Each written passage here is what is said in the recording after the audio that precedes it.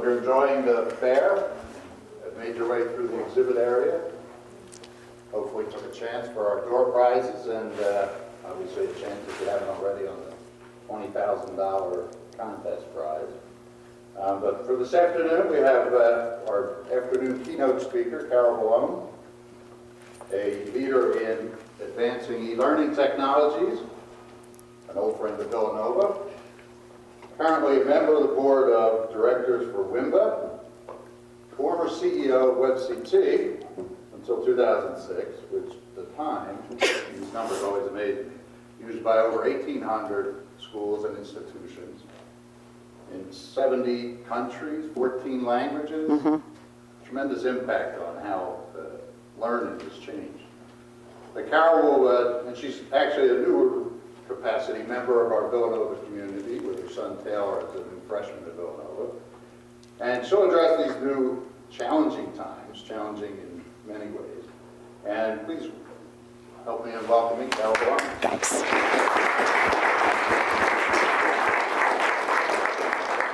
Thanks, Dan. So I've gotten to the age where I would prefer to be called a young friend as opposed to an old friend.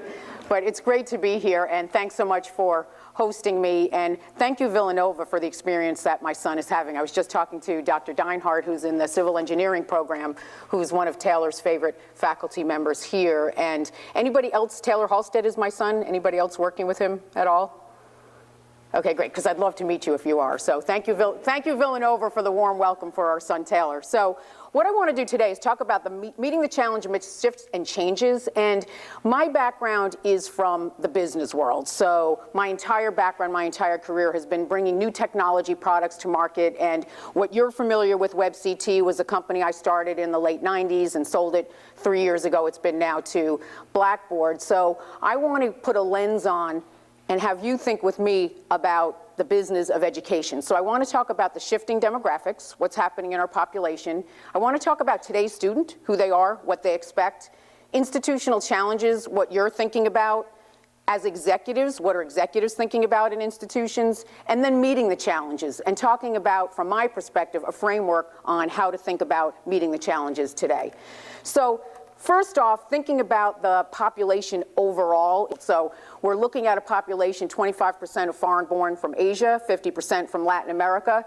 And when you look at the statistics in terms of growth trends between 2000 and 2020, we're looking at the non-Hispanic school-age population shrinking slightly, but the number of Hispanics age 15 to 19 growing by nearly 60%.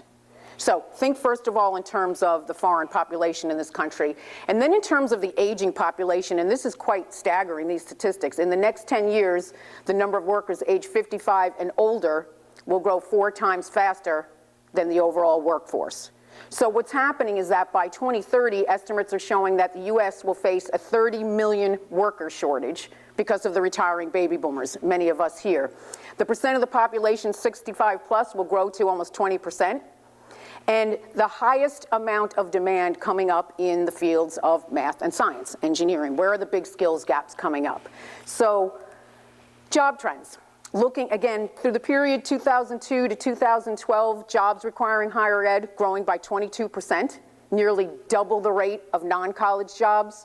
And this last statistic to me is just totally overwhelming, but you're seeing it right now with the students that you're educating in terms of today's graduates will have between 10 and 14 careers, actually by the time they're 38 is what the statistic says. So that means they're changing jobs roughly every 2 years, and they're always in the job market.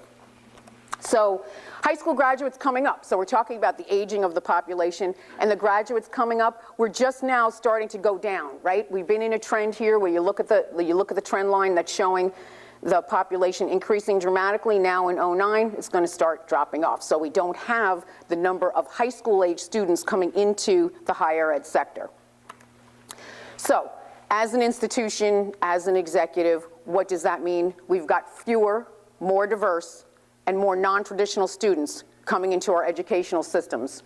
And the way I think about it is that we in universities all have to turn into a workforce development group. Why? Because when you look at the aging population, when you look at the shortage in the worker skills, you look at the shortage of the people coming up, you look at the rapid turnover in terms of jobs, it means what our job really is not necessarily education, it's a workforce development initiative. So what is the challenge? How to attract and retain the upcoming students that we have to train for the workforce. So who is today's students? And our early speakers spoke a bit about some of these statistics, which I find quite interesting. This will be posted with all of the links for you, so you'll have all these stats available in case you can't read some of this. But who are they? Everybody's using cell phones, as we know. 86% using cell phones, over 60% using desktops, laptops, music and video devices, over 75%, electronic gaming devices, over 50%, PDAs, 12%, smartphones, 12%. At Villanova, I put in a bunch of Villanova statistics since they're our host university today. As you know, at Villanova, all undergraduates and some graduates receive a Dell laptop here. Okay, technology activities, today's students, and this is where it becomes sort of interesting in terms of what are they actually doing with technology. So the obvious things are they're sending emails, they're writing documents, using the library, creating PowerPoint. That's, the 90+ category. Then when you come down here, 86% online shopping, 84% instant messaging, 82% in a social networking environment on a daily basis, 74%, or sorry, my eyes are bad, 79% playing video games. Look at the statistics in terms of wikis, 42%, audio video, 32%. So students are engaged very heavily in technologies. What are their expectations? And you know it because you're watching them walk into your university. They expect a seamless experience from their high school into their university. They expect to see the devices they're using incorporated into the learning experiences. They expect that the activities that they're doing are going to be incorporated into their learning experience. And we were just talking about this a minute ago with Dr. Deinhardt. They're looking at education that mirrors the real world. So Dr. Deinhardt just came home with from a project in Honduras. The students want the real world experience while they're actually in their formal educational setting, and they want to do it globally. Our expectations, global meant the next town when I was in school. I'm aging myself now, but today's student is looking for the real world mirror, and they're looking for the global experience, and they're looking for it over a lifetime. So, what are the issues in higher ed? And this is where I'm coming back to the view that I gave when I started in terms of in the university, as an executive, thinking about technology, thinking about the business of education. The way I like to think about it is, your job is to increase revenues, decrease costs, and improve quality. And quality in two forms, thinking about quality as it relates to retaining students, and thinking about quality as it relates to accountability issues. So, financial trends today, everybody knows what the backdrop is, right? The current recessionary climate is causing funding shortfalls. We're seeing, I was just meeting with Jack Wilson 2 weeks ago, the president of the UMass system. He's got a 25% increase in applications this year to the state schools because the students can't afford to go to the private schools in our state any longer. When you're looking at costs, though, it's difficult to impact costs when you think about technology, when you think about people, when you think about plant. Those aren't necessarily movable or variable costs.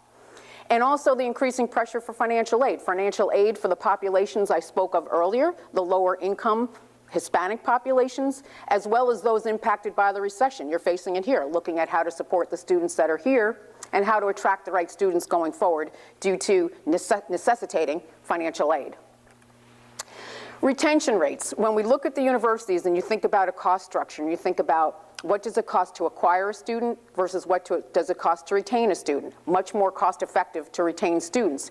Yet when you look at retention rates across the two-year publics, 52%, the two-year privates, 62%, the BA/BS publics, 66%, the privates, 71%. Very proud to see the number at Villanova here, 97% freshman retention rate.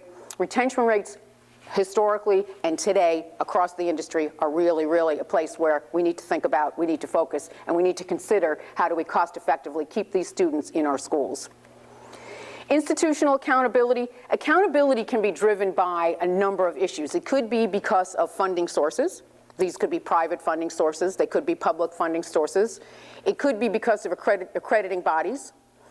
And when I think about accountability, the kinds of things that I'm thinking about and that I want to weave into the rest of this are thinking about learning outcomes and learning outcomes that demonstrate student success. So thinking in terms of students acquiring skills and acquiring competencies, and thinking about graduation rates.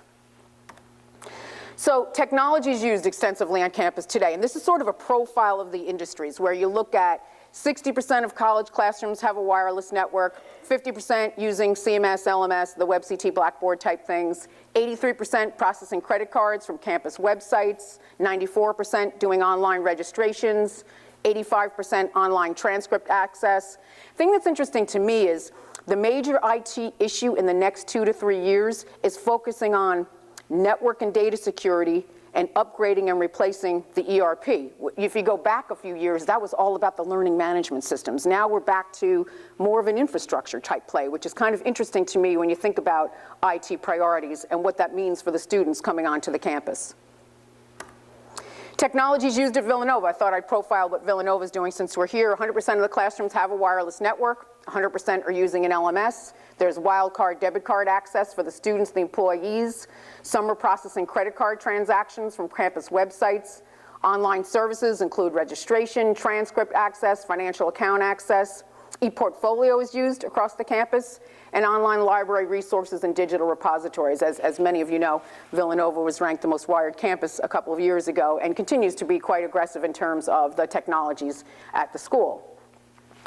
When I put all this together and I see the demographics of the population and how they're shifting, when I look at what the institution is doing and what they're providing across the industry, when I look at what the student is doing and what activities they're engaged in, the way it looks to me from a business perspective is there's a widening gap between student activities, student needs, student expectations, and the institutional focus.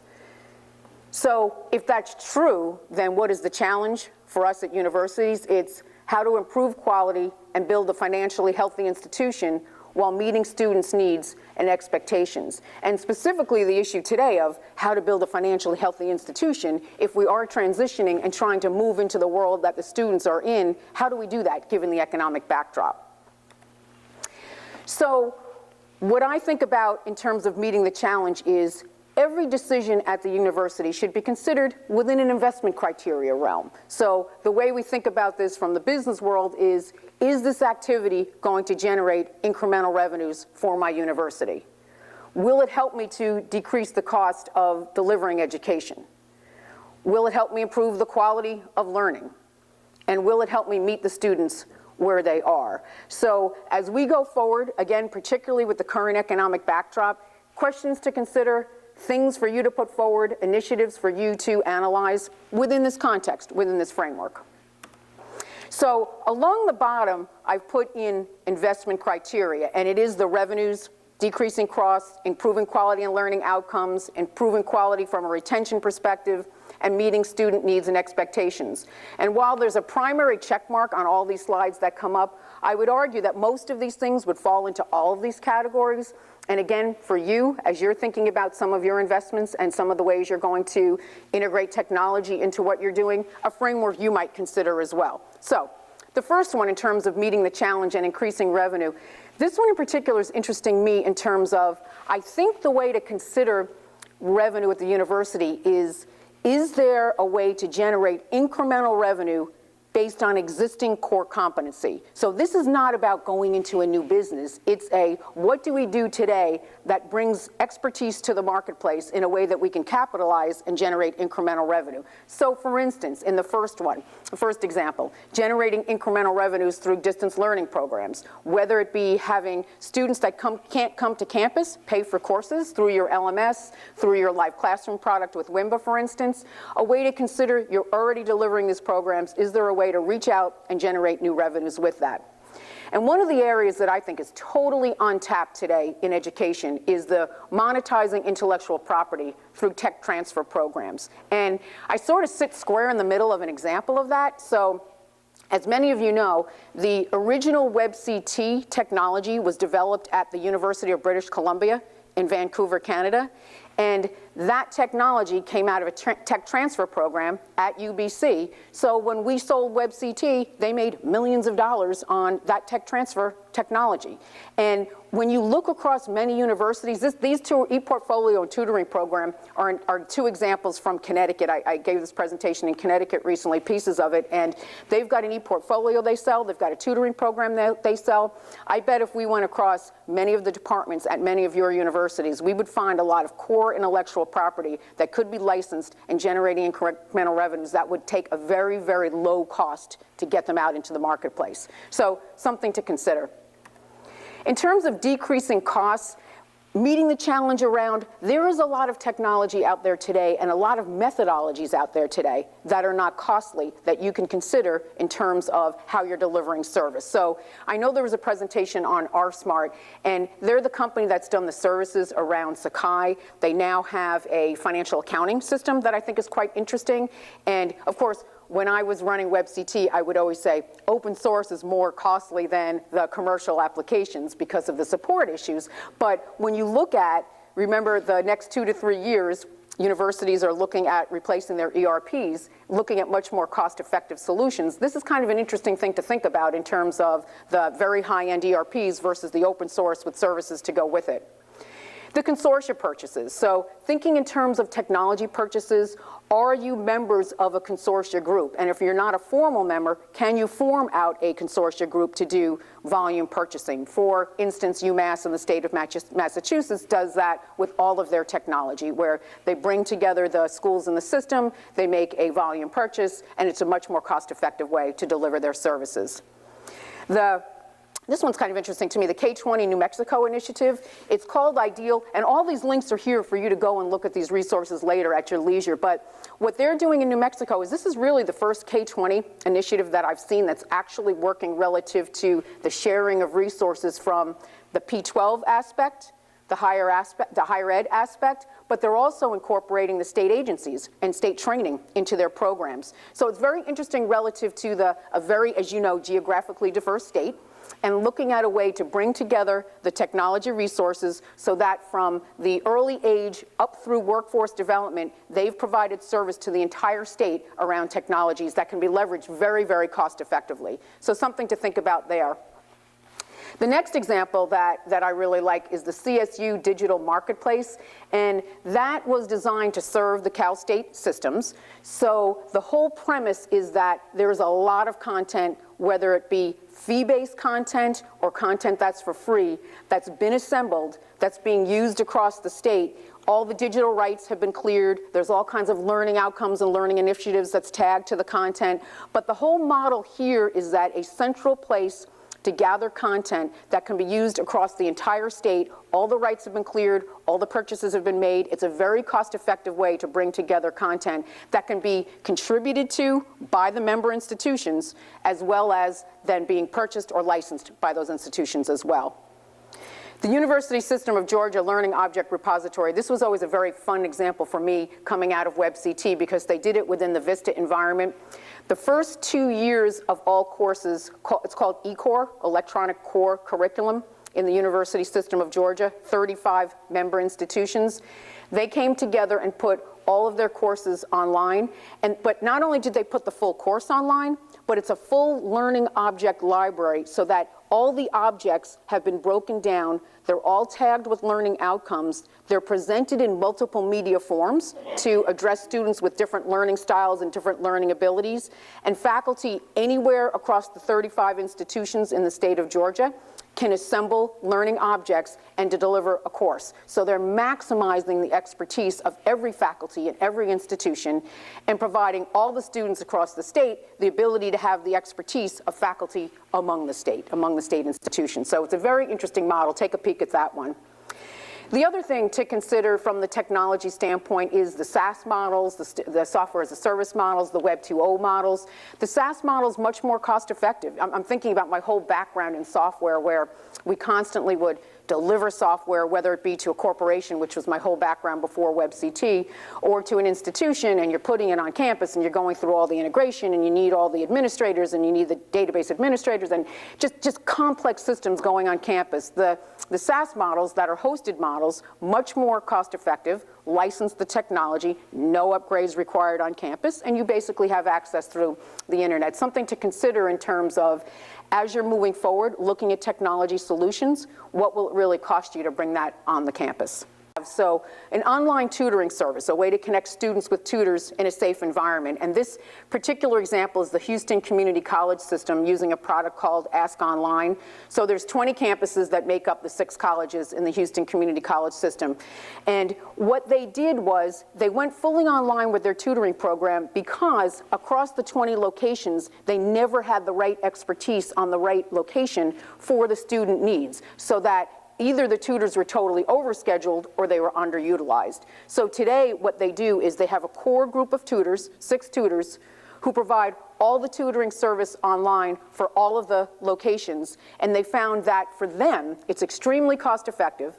They're engaging the students regularly, and the students who need expertise, who can't physically go to another location, they get all that access. So this is an example of thinking about all the way down the line from a way to decrease costs, but also to improve retention, and also thinking about accountability and outcomes, because they have been able to improve outcomes based on the use of the online tutoring service.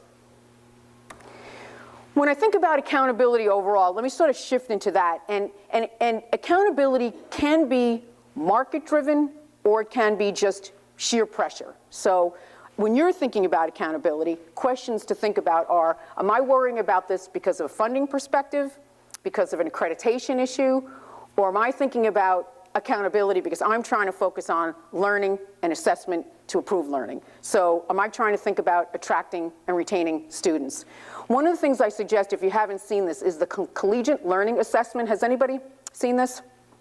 Okay, definitely hit this link, because this is very interesting in terms of, this is an entire assessment program that you can access for free that's designed to test incoming freshmen and outgoing seniors in universities to really look at what competencies have been developed. So this is not about multiple choice. Life is not a multiple choice. What they're doing is testing around essay writing, project management. They're looking at critical thinking, analytical skills. So they're giving real-world testing models to students to assess, have they built skills? Not necessarily do they have facts memorized, but have they built skills in these areas, which, as we all know, as we're graduating our students, what we're trying to do is prepare them for the workforce. And these are what they really need. They really need competencies and skills. Something I suggest you take a peek at as you're thinking about learning outcomes and you're thinking about improving competencies of your students throughout their educational experience. Retention. The issue of retention that's interesting to me is that retention equals engagement. But what I find when I'm talking to universities is that very often people think about retention from a remediation standpoint, or they think about it from the academic side, but the students think about retention and they think about engagement when they start, when they're in their application and enrollment process. All the student activities, the academic supports, the career services, alumni programs, lifelong learning. So as you're thinking about services on campus right now, when you're thinking about the issue of retention, I would suggest thinking about it in the context of the entire student experience, because there's a lot of technology on your campus today that can engage students in many of their social activities, in their career activities that are not being utilized, that would really help, not necessarily at Villanova because of your retention rates, but in general in the industry. So meeting the challenge, meeting students where they are. Thinking about instant messaging, for instance. So we know that 84.1% of students are using instant messaging. The question is, they're using it, many of the services they're using are free. Are you as a university accessing the students through instant messaging? And can you do that to both meet them where they are and help to decrease your costs? So an example of Our Lady of the Lake University in San Antonio, Texas. This is with Wimba Pronto, an instant messaging product that was able to get out to students a notification that there was a fire on the campus, classes were canceled that day. All of the buildings were reassigned. The next day, the whole school was back up. Students were notified. Very interesting way to think about, the students are there, they're using instant messaging. They immediately got the message, didn't come to class, next day back up and running kind of thing. So Villanova, I know, has the Nova Alert emergency notification system. It informs the community here about text. I know, for instance, one day, a snow day was a text message in the morning and nobody had to get out of bed kind of thing. But when you think about security issues too, it's a very interesting thing to consider because all of us are very concerned about that. But the idea being that this is kind of an administrative use. When you think about things about instant messaging that are more academically focused, Wimba Pronto, again, the example, is used for group projects, it's used for tutoring, it's used for office hours. It's considered a way to strengthen the academic community. It's considered a way to support teaching and learning initiatives. Let me drop you into, for a second, a video about Wimba Pronto and let the school, Ivy Tech Community College, talk to you about what they're doing. You're probably gonna have to see a commercial first. This is the way they make money. They get to do the commercial first.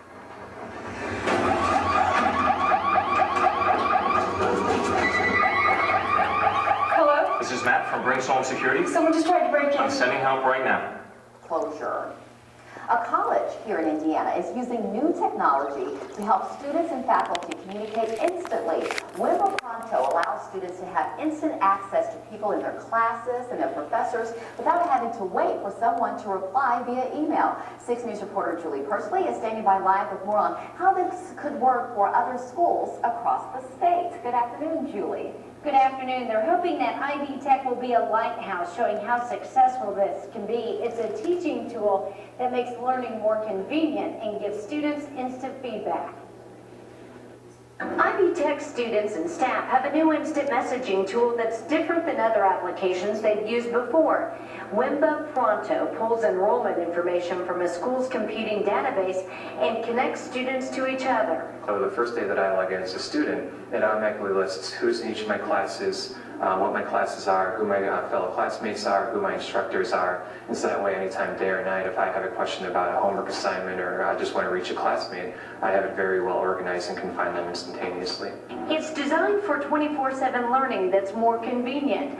For example, students can communicate with their professors during office hours without going there in person. It's expected to be especially beneficial for commuter students.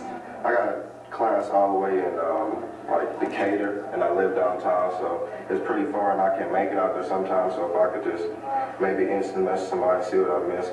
This also helps instructors who teach online classes. They can communicate instantly with students who are hundreds or even thousands of miles away. Well, because we're not in a face-to-face class, it will just kind of give us that interaction immediately instead of waiting for email. Ivy Tech is the first school in Indiana to use Wimba Pronto. The basic service is free to its students on campuses statewide. Wimba is hoping to use Ivy Tech as an example of how this technology can be used in any school. Whether it's a K-12 school in a rural area, all the way up to even private universities like Harvard and Princeton, it really runs the gamut. And schools who do want to sign in must pay a licensing fee, then it will be available to their students. If you would like to find out more information or maybe how this could help your school, go to the IndyChannel.com this afternoon and check in my story online and we'll have a link for you. By the way, Grace, not only is this system supposed to be fast, it's also green. The main system that's based out of New York is powered by wind, not electricity. From the I had to have you hear that part. I think that's very amusing. We have green technology in instant messaging. How much green technology here is on campus here, Steve, in terms of software? I think that's a fun example. Okay. Podcasting. So we know that 77% of students have an iPod. So podcasting, as you know, a method of distributing digital content over the internet through portable devices. It could be an iPod, it could be an MP3 player. It allows access anywhere, anytime.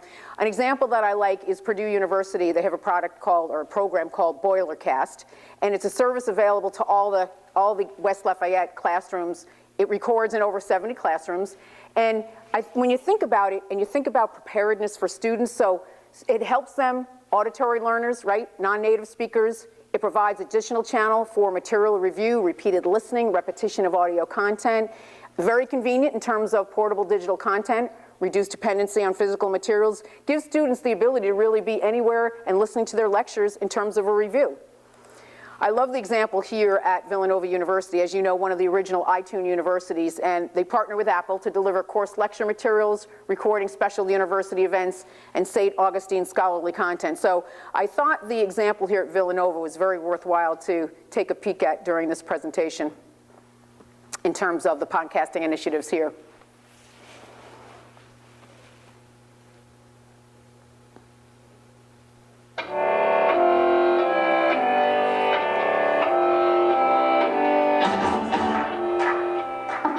Is a video or audio series like a TV or radio show that you download from the internet.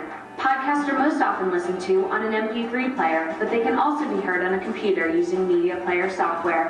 Podcasting is popular in education because it allows teachers to engage students 24 hours a day, 7 days a week. Students can continue to learn outside of the classroom.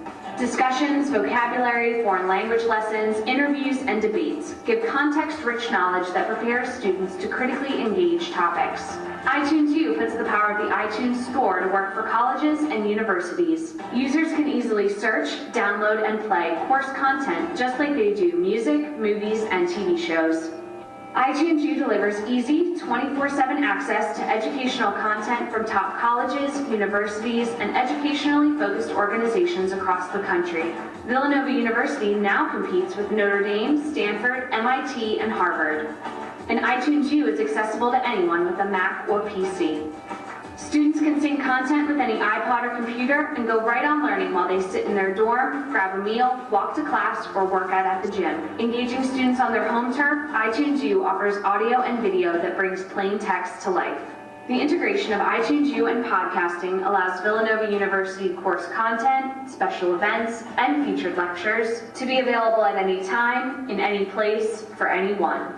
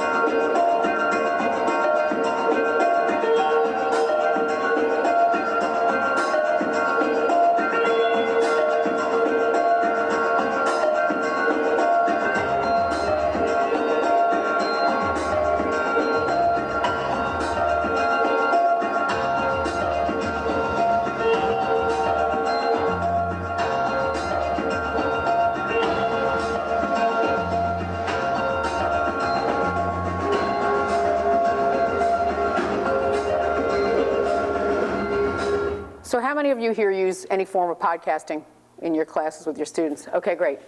Terrific. So obviously the benefits are apparent to some of you. To those that aren't using it, I think the benefits were very nicely played out in that particular video.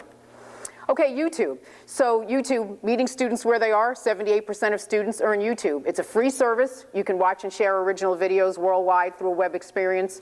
One of the examples I like is Carnegie Mellon University. So the faculty are recording their lectures, the students can view and subscribe there. The students are submitting work that can be graded. And when you think about students creating video, it's a whole new way to create materials and present information that's very different than flat text or written papers, different than PowerPoint presentations.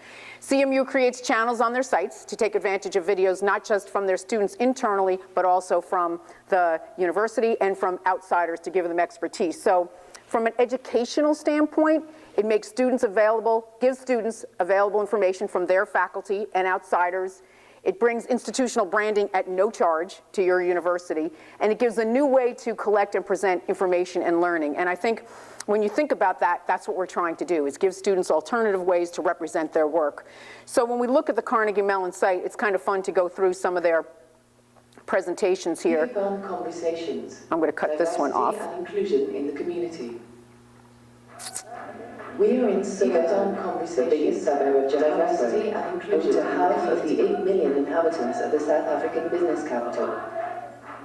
The population here is exclusively Black. If you take a look down at what's presented here, you've got video that's available by the university, you've got video that's been presented by students, and one of the things that's really nice about these videos, when you think about them from the standpoint of the Web 2.0 environment, is that all the videos that are there, whether they be student videos or faculty videos or outside videos, they can be commented on, they can be shared, they can be sent to other locations. So if you go to that site and you take a look at it, and also take a look at Villanova's YouTube video service as well, you're going to see how many people have visited them, who's got them in their favorites. So you're setting up a whole social network and a whole dynamic and a whole community around work in an environment that's free and available to you as a university. So a really nice leverage point, and one that's really integrating new forms of representation for students in an interesting way.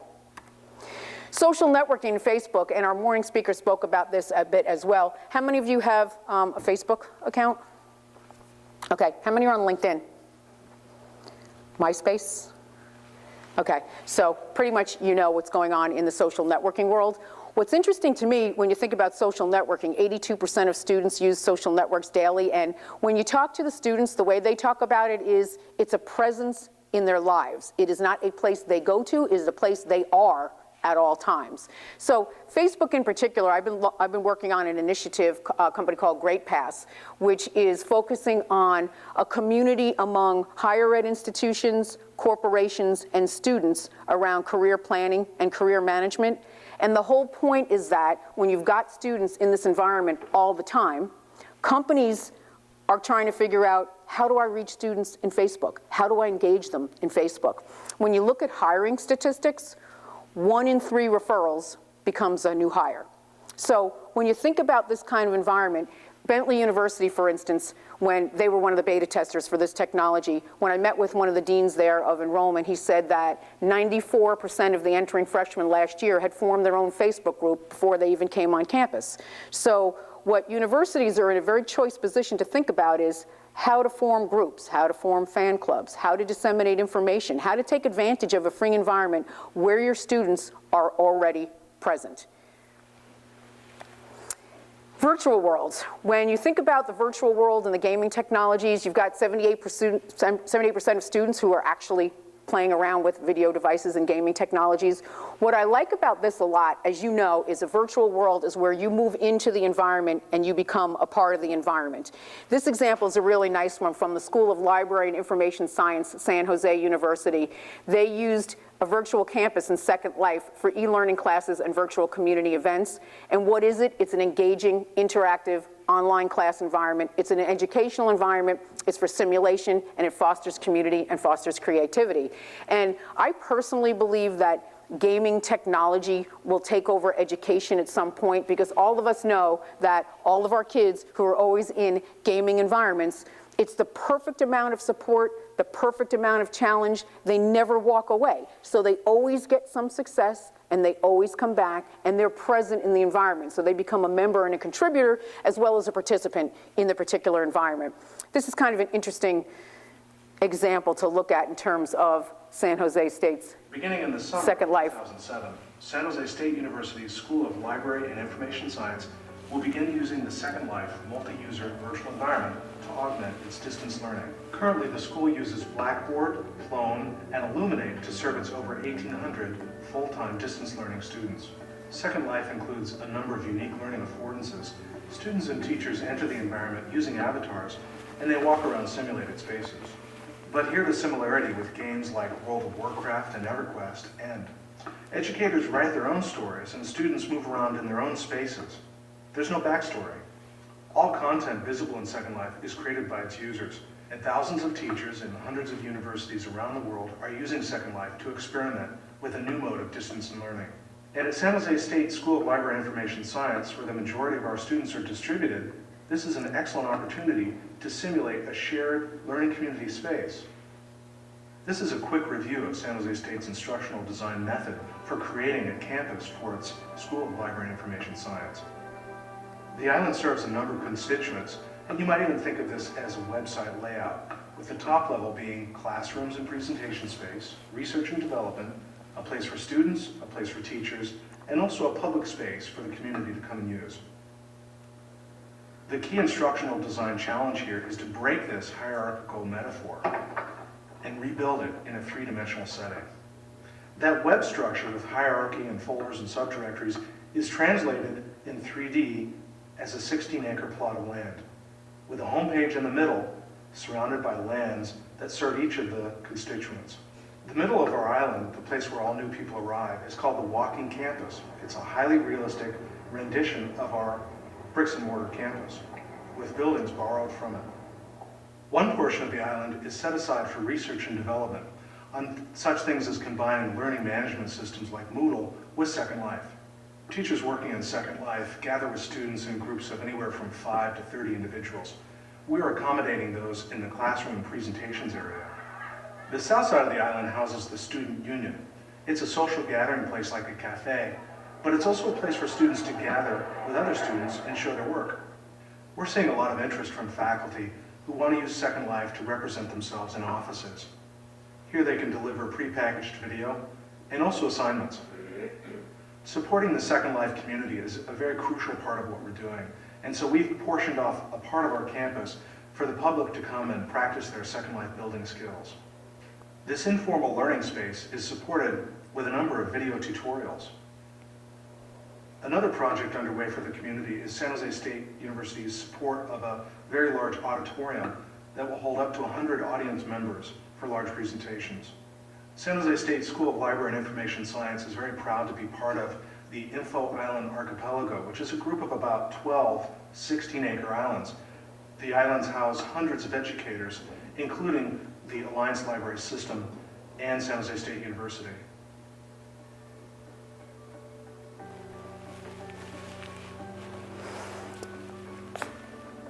So you get a good idea of that. How many of you are using any kind of Second Life or virtual environment simulations? Okay, so something to think about as you go forward. Students are there, students are happy to be there. Meeting students' expectations for accessibility. This is Live Classroom. This is the WIMBA product. So this is a synchronous classroom environment where you can think about it as all the students are showing up at the same point in time online as opposed to the asynchronous environment like a WebCT or a Blackboard. And this example is the WIMBA Live Classroom for Employability program. What I like about this is it's a fully online program for students with disabilities, students that physically can't show up on a campus for their particular work. What they do in this live classroom is the students get focused on career development, wellness for work, assistive technology, and work experience, employment liaison type things. What I like about it is that the students are able to participate. They walk away with real skills and real readiness to get out into the workforce. And what they found in terms of enrollment in this is the students come, they stay, and retention rates are very high. So when you're thinking about diversity in terms of some of the student populations, and you're thinking about students with disabilities and whether or not they can be served in your traditional classroom, something for you to think about in terms of accessibility. Now, the live classroom, as I said, is a live online classroom. So many of you are using it for distance right now. But one of the things that I wanted to think about today with this group is when you've invested in technology, are there other uses of that technology that will help you increase revenues, decrease costs, improve student retention rates, improve accountability, and so forth? So just this example in terms of WIMBA, certainly distance learning for undergrads, but think about it for an admissions environment. Think about it in a way that the students can actually do their information sessions or campus tours in a live classroom setting. Think about it for tutoring. Think about it for office hours. What about continuing education for adults? What about faculty meetings, department meetings? You can archive sessions. What about training for your other applications? So as you're thinking about some of the applications that are here, there are certainly academic applications, but there's certainly ways to think about how to extend them into non-academic uses. So the iPhone, how many students have iPhone phones? 15%, that number is growing rapidly, as we all know. And it's, how many of you have iPhones? Anybody? Okay, so, you know, it's a major toy these days, right? The use of the iPhone in terms of the academic purpose, I think, is at a very early stage right now, but watch this because this is coming up. Students, 15% roughly iPhones now, but that number is increasing at a very, very rapid pace. And what do students want to do? Wherever they are, they want access to their class schedules, maps, they want to be able to get the information they need for their courses, their syllabi, and so forth. So check this out. This is Abilene Christian University in Texas, and they're doing a major research study right now, having given students iPhones, all the freshman students. They're now looking at alternative ways to integrate that into the learning experience and measuring learning outcomes as a result of the integration of the device into the courses. So take a look at that reference link and see if that's something that might be particularly useful for you with your students who are pervasively using iPhones. How many are using ePortfolios? Okay. So let me talk about that for a little bit. The digital file case. So what is the ePortfolio good for? For the student, when they're in the active learning experience, it's a great way for them to collect their work, to share their work with their fellow students. It's a great way for their faculty to comment on their work. And when they leave, it's a great way for them to carry representations of their work out for an internship or out for a particular job, and to continue to collect up over a lifetime information that's representations of the work that they've done. So students find it a great way to share their work, collect their work. Faculty find it a nice way to look at representations of work, and then from the corporate standpoint, a great way to see a representation of a student's learning over a lifetime. Let me just sort of spend a few minutes, because this is a nice example here of a woman in the Connecticut system with an ePortfolio product that they had developed that gives kind of a nice run through of what the ePortfolio can do, is doing, and what the benefits are. Hello, my name is Diane Goldsmith, and I'd like to welcome you to this brief introduction of your ePortfolio. Your ePortfolio is a digital file cabinet which allows you to keep information and digital files over time. ePortfolio allows you to track your goals and experiences.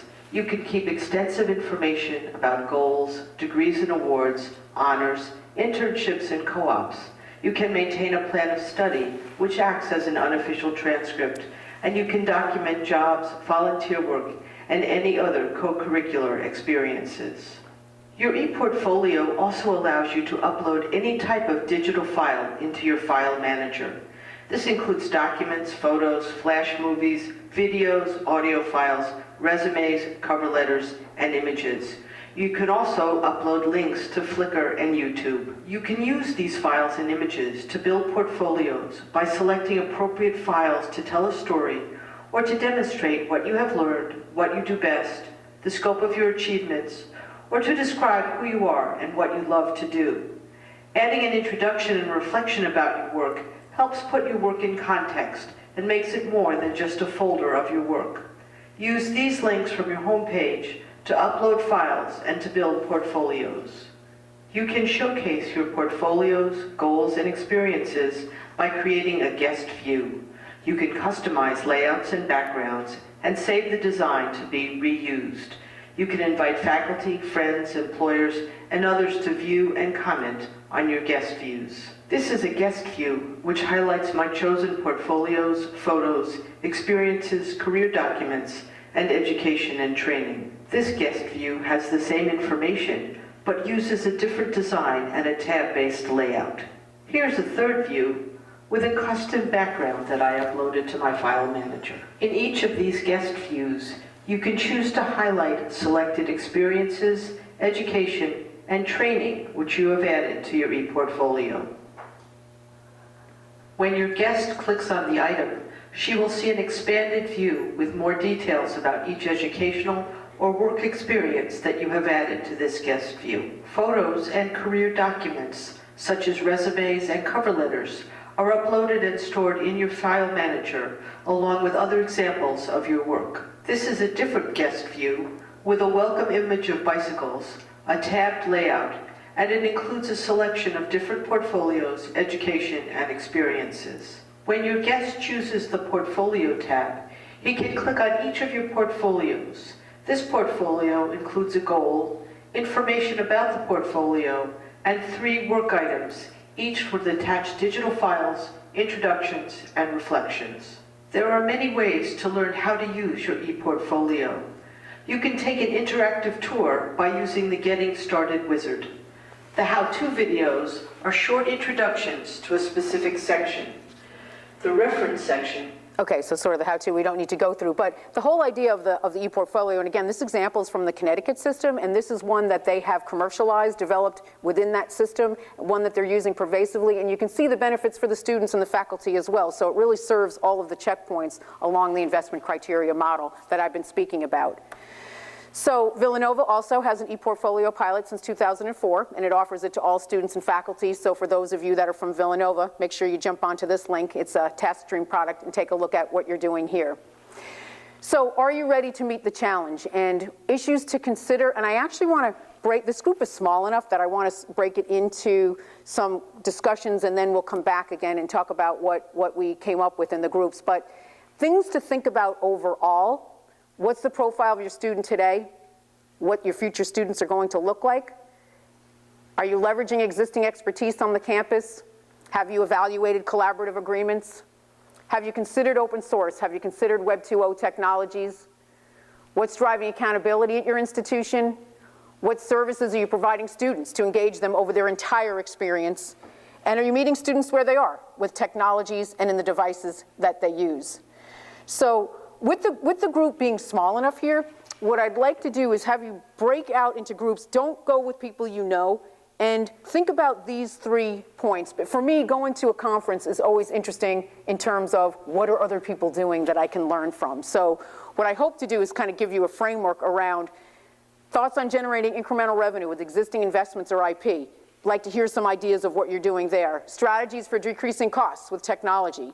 Some ideas for what you're doing there, and methods for meeting student expectations and meeting students where they are. So why don't you just sort of break out into groups of 4 or 5, spend 15 minutes, and then we're going to have a leader in your group, and then we're going to get together again and talk about what you actually came up with along these 3 lines, and hopefully it'll be new areas and new models for others to consider that haven't been considered before. So, everybody up.